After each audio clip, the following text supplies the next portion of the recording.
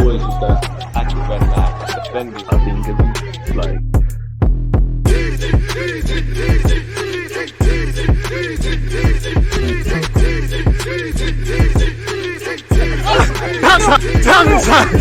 Update on Jaron Timber's injury. Further to his substitution during our match against Nottingham Forest on Saturday, Jaron Timber has received extensive assessments and scans which have confirmed he has sustained an injury to his right knee.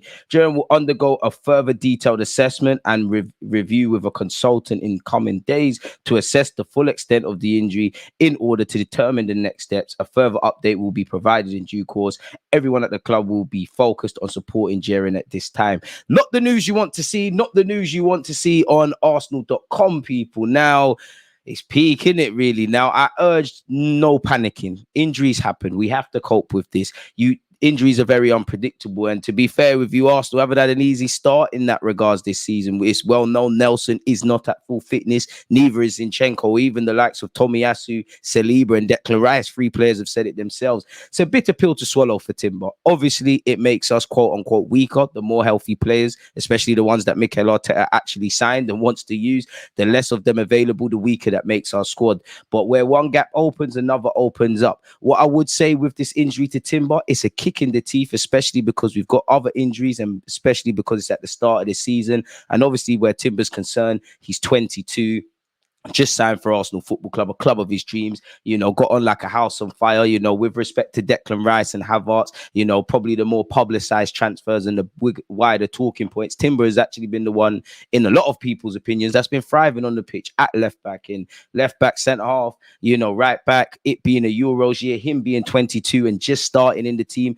Obviously, I don't know Timber's thoughts, but he might not have even expected to start the season like that. Great game at Wembley, obviously got 55 minutes in his debut, which is another sad thing, really. His first official game for the club. It's a bitter pill to swallow. I know Zinchenko is currently injured. Obviously, Kirio and Tomiyasu can play. So can Kieran Tierney, but his future stays in the balance. What I would say to Timber is he was becoming a key member of this side. He wasn't necessarily one of those. It was Benjamin White and Zinchenko. If they're fit, they have to play. I do wonder, and we're going to go through it, if Arsenal will react in the market. Smash the like button and let me know your thoughts.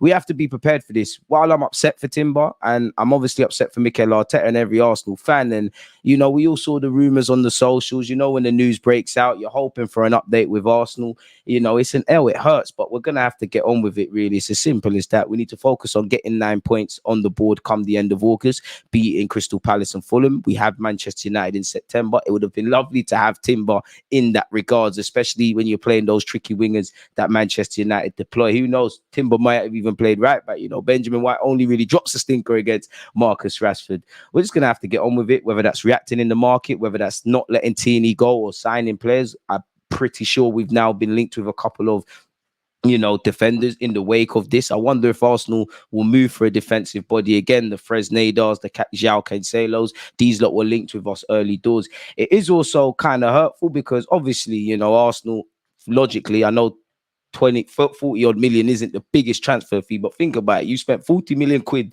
on someone. You're going to try and get them the best rehab that you possibly can. You're going to obviously ask for second and third opinions of the doctors and the well-respected doctors for that matter that are available.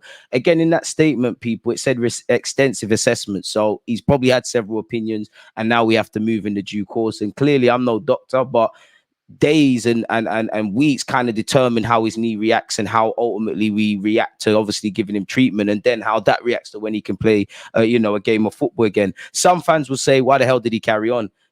Again, I don't think doctors are necessarily incompetent. I don't think they're not going to let a man go on unless they feel that he is comfortable, and the man himself was. I do have to wonder, should we have, playing devil's advocate, should we have saved the man from himself and maybe subbed him? He picked up an injury in a different way and then his knee kind of twisted. Fortunately, he is 22 and he's old enough to bounce back, but a significant injury to a key summer investment, it just shows even when you've planned things to a full, to the full extent, as you saw with getting our free signings in early, there could be a spanner in the works. And it's a bit upsetting because just as you hear Zinchenko and a couple of players are nearing fitness, Timber and God forbid, other players might follow suit. So it's a bitter pill to swallow, people. Now we just have to support Timber and the club will support him in whatever way they can. And hopefully he returns sooner rather than later. And hopefully we wake up tomorrow and while he's going to be out for a lengthy period of time, whether it's, weeks or months. Hopefully he can return sooner rather than later. And if I'm honest, you know, the Kieran Tierney's, whether he's at the club, the Zinchenko's, the Tommy Asses, you're always kind of nervous with their fitness. The Athletic have also said he sustained a serious knee injury and is expected to be out for a lengthy period of time. It's upsetting because he signed for 34 million odd quid. This is a year where Arsenal want to do what we did last year and better. And at the end of this season, there is a Euro, so it's a race against time. I mean, I do have faith in Timber because you would probably follow him on social media. He seems like a very religious person, and he's going to need that really, because the physical wounds might heal. It's the mental ones that might stop him. And obviously, it's a lonely place on the injury table, really. There's no substitute for playing football. So we have to support him. Again, reports have come out of Holland as well, kind of, more or less saying the same thing. Apparently, he has an injury to his ACL, which you've seen a lot of players in preseason go with that. Obviously, look at the women's game. There seems to be a lot of women's football is struggling with that. And when you hear ACL, why we're not doctors, I think a lot of you listening, you start getting scared. You think serious injury. How's he, when is he going to be back? How is he going to be like when he's back? It's a long road for recovery, and it's a testing period. At 22 years of age, it's upsetting because you look at his injury record at Ajax, people, he never had a significant injury. In fact, just by the information available on Transfermarkt, the longest he's been out of time, have I still got it up here? No, that's Sambi Albert Lokonga, which no one cares about. But I could find it. The longest period he's been out of time has actually been due to having COVID, actually.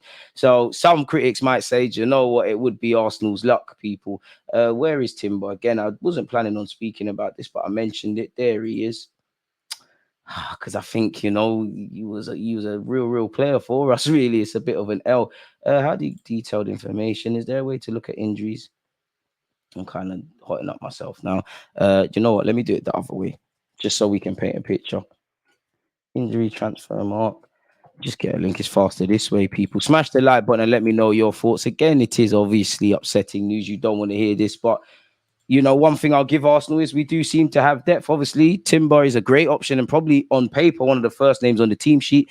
On paper, you still have Kieran Tierney, whether he leaves or not. You still have Kirill, who's developing in that inverted role. Zinchenko allegedly is getting closer to fitness, and you have got Tomiyasu. Now, obviously, depending on who you play, unfortunately, if you play Zinchenko, for as good as he is, he evidently isn't the best of defenders, quote unquote. If you play Tomiyasu, he's very conservative in terms of the build-up play, and obviously Kirill is a bit of an unknown because while he had a strong end to the last season and he's looked good in preseason when he did get opportunities, you're not quite sure. As you can see here with his injury record, the longest he's missed is 23 days with COVID, people. And he's previously in 2020 he had a hamstring knock. He hasn't had knee injuries before. And I swear this is our second player now, Jesus. And Jesus had another one. That's my only worry for Timber, because when you get these long-term injuries en route back to full fitness, you typically hear these players suffer setbacks, whether that's, their return date isn't as soon as they think. They pick up little other knocks within their body as well, people. So, I mean, Timber's a young man, it's been an exciting period for him in his early introduction as a footballer, let alone at Arsenal. You're playing for your country, you play for a big club. I actually just made a big money move to Arsenal. Fans are loving you. You're starting games. And unfortunately, you've now been injured 50 odd minutes into your first Premier League game. These things happen in football. Unfortunately, injuries are part and parcel for every footballer. He's just going to need to be mentally strong, and the club will support him in that. Clearly, he's a very religious man. He clearly has a strong family behind him. So, he's going to need that, really. Again, the Evening Standard have been speaking. Fears that Arsenal's defender faces long spell out with serious problem. Now, I'm going to try and skip past this just because allegedly there's little nuggets on other bits and pieces of information, people. Apparently, he was initially hurt making a challenge shortly before the interval after receiving treatment and was given a nod to continue. Then you obviously saw him off the ball, kind of, the knee injury. We've already gone through that. Apparently, here we go. Apparently, Zinchenko, Arsenal's first choice left back, is now injury free, but as you know, missed all of preseason, and we don't know if he'll be thrown in at the deep end at Crystal Palace away. Some would argue he probably needs to. Some would say, you know what, Crystal Palace away under the lights at Selhurst Park, that might be a game for Tomiyasu.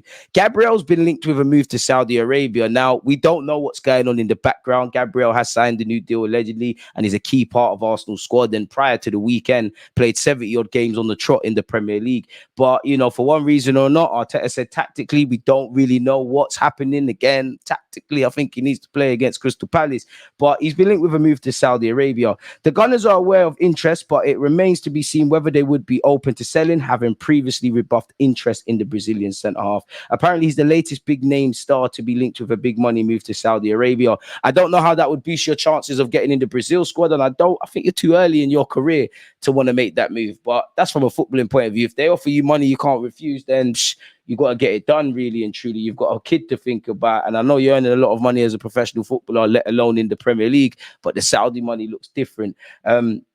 Again, I don't think it says anything about the club that wants him, and it doesn't say this is directly correlated to why he was left out of the starting lineup in our opening game against Nottingham Forest. But you know, he is a decent young centre-half, a decent centre-half. I wonder, just for argument's sake, what would be the fee that would tempt Arsenal, Arteta, to move away from him and let him go, really? And then what would be the knock-on effect of that, people? Apparently, Arsenal, who would have to replace him, and our long-term admirers of Crystal Palace defender Mark Guehi, who's going to cost a pretty penny, who has also been a target for Chelsea this summer. Gunners boss Mikel Arteta would also be interested in Laporte, who he worked with at Man City. So we're probably going to start to get linked with the Laportes, the Cancelos. Obviously, Arteta's got the ex-City link, and both of those players that I just listed can obviously play at left back as well, people. So we'll have to see, once again, reports in Holland say he has suffered a serious knee injury, but Arsenal are stressing that they are still assessing the severity of the problem, which is also true.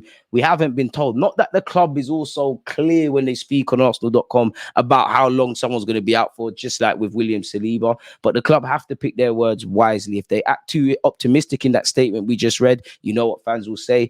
Fans already in doom and gloom, you're going to cause more reasons to panic, really. But it's testament to Timber that you've been here 2 minutes, and really for a summer signing, we shouldn't be stressing that much beyond the obvious. So big him up, people. But either way, the 40 million summer fee looks set for a layoff, and that signing, and that might mean they'll be keen that there's no firm bid made from Saudi Arabia for Gabriel. So I think the Mirror don't really know what they're doing there. Sammy Motbell has spoken about it, and he's kind of said the same things, people. But looking at it once again, apparently some other nuggets or some other players in this. The club are currently focused on outgoings, with Kieran Tierney among the players set to leave, with Newcastle and Aston Villa among the clubs with concrete interest. I wonder if Arsenal will move for a fullback or a centre half. I wonder if we'll let Tierney go regardless, or I wonder if Tierney will only leave dependent on what we do in the market now, because you would have thought we was all set. Maybe if we could have got a right winger, another central midfielder, and any other position Arteta wants, a bit like David Raya in goal, would look to do that. But who knows, people? The expectation, despite Timber's injury, is for Tierney to be sold, provided the Gunners receive a suitable fee. Arsenal would look to replace Tierney if he were to leave, particularly given Timber's injury, with Manchester City's João Cancelo a known target. There's also interest in centre-back Gabriel from Saudi Arabia. As you know, it was a shock omission from the starting 11 against Nottingham Forest. Apparently, there's live interest from one of the centrally owned clubs in Saudi in Gabriel, though it remains to be seen whether Arsenal would even consider letting the centre-half depart. I think for one reason or another, having seen maybe Tierney leaving, big injury to Timber, where we hope that he's back sooner rather than later, maybe we should kind of, be easy on letting centre backs and fullbacks, or better yet, defenders depart the club. But we'll have to see where that is.